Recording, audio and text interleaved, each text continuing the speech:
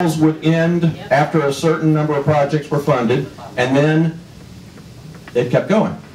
And in this one, they say it's going to end after 10 years. What's the difference? Here's the difference.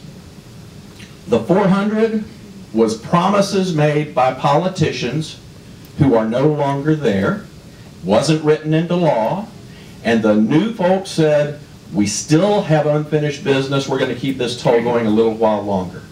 In this case, you don't have that kind of wiggle room. It's written into the law. It wasn't written into the law as it relates to the 400 toll. So that is the difference. All right? Yes, ma'am. So they changed the law. I'm sorry, it happens every day. Yes, and all right. So they changed the law. It happens every day. Yes, they can come up with a new law, but it will be after this one, and they will have to come back to the public and say, do you want to do this or something else in the future? Why didn't they have to do that on 400? Because it wasn't a law. That wasn't. It's not a state law. They are different. In any case, we can quibble about all of that, but here. Why is it decided that Atlanta has to get to be 12 million people? Why? It was a beautiful place at 2 million. And it's really not the place I decided to move to.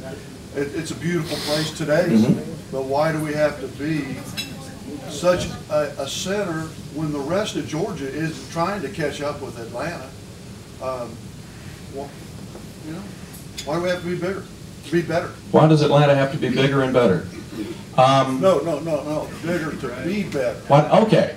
I understand your point. I have always wondered, at what point does a place become too populated for it to be a quality place? And so you've got to figure out the balance between quantity and quality, right? And here is one thing about this investment.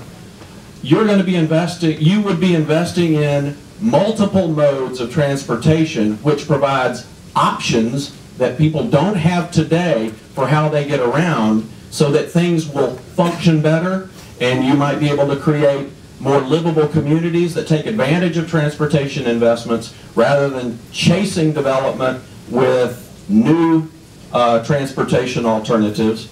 And I'm not going to get into like philosophical differences about, I wish this were more like the small town that I remember when I grew up here or something like that. I don't know any way to turn off the faucet so that people don't come here anymore, or turn off the faucet so that babies aren't born anymore. I would rather be prepared. Well, actually, I do know how to do that. I did that 21 years ago.